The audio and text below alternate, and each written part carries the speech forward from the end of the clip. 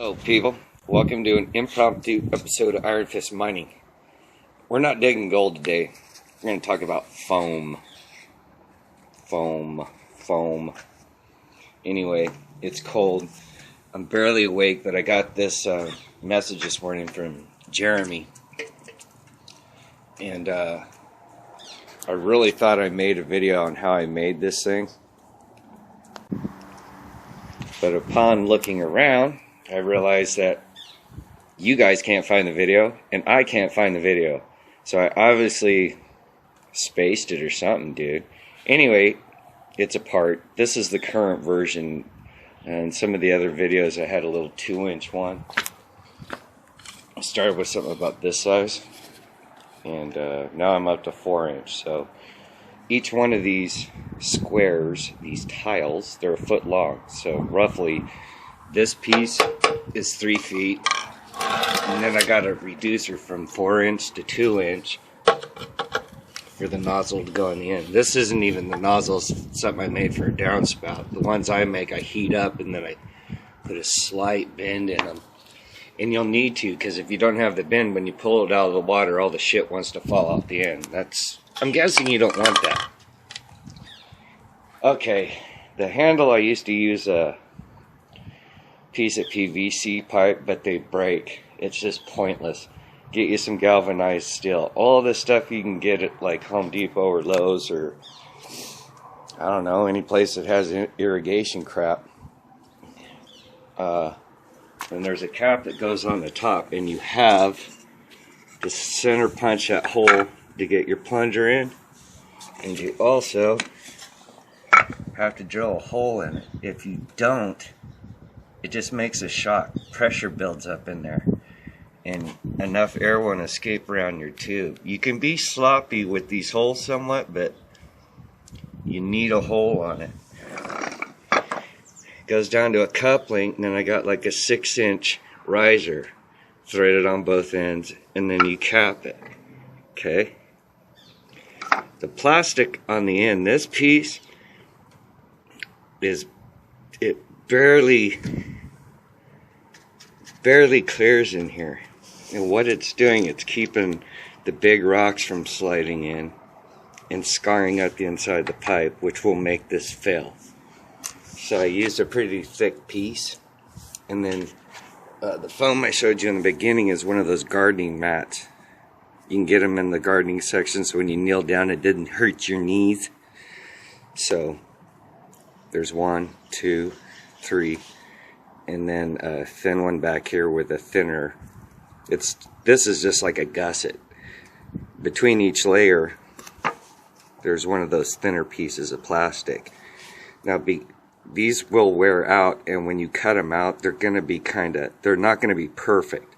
You want to cut them a little bit bigger than the size of the tube, but not much, just a tiny bit.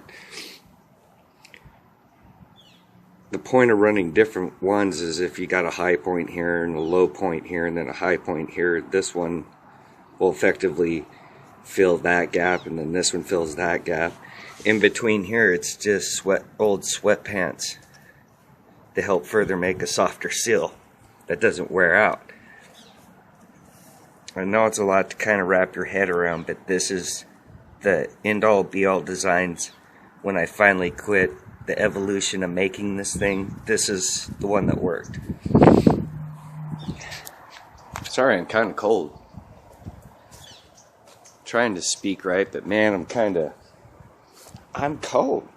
Like this little turkey, he's cold. But then you just slap it together. Ugh. Don't fall.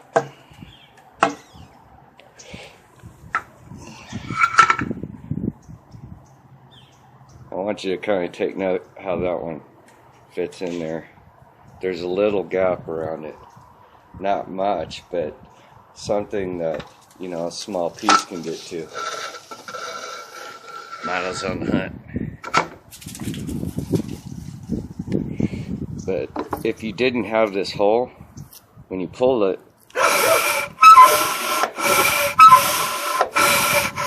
all of the back pressure would build on this, and it just blows the cap off. You have to have that hole. This thing will fill a 5-gallon bucket in 3 pulls. So that's about it. I hope that answers your guys' question. How to build an official iron fist mining whoop ass kind of puller. And good luck. Don't glue any of this crap together because you're going to have to maintain them. If they wear out, then, well, spray it with bed liner and hope it goes back over tight. Alright, people. I'm going to go get warm, do a whole bunch of nothing. But there you go. Peace out, babies. Just a little side note, too. Mr. Rourke also had a question, are hand dredges legal in California? And the answer is yes. The law on the dredging thing says there can be no motorized pumps within the water systems.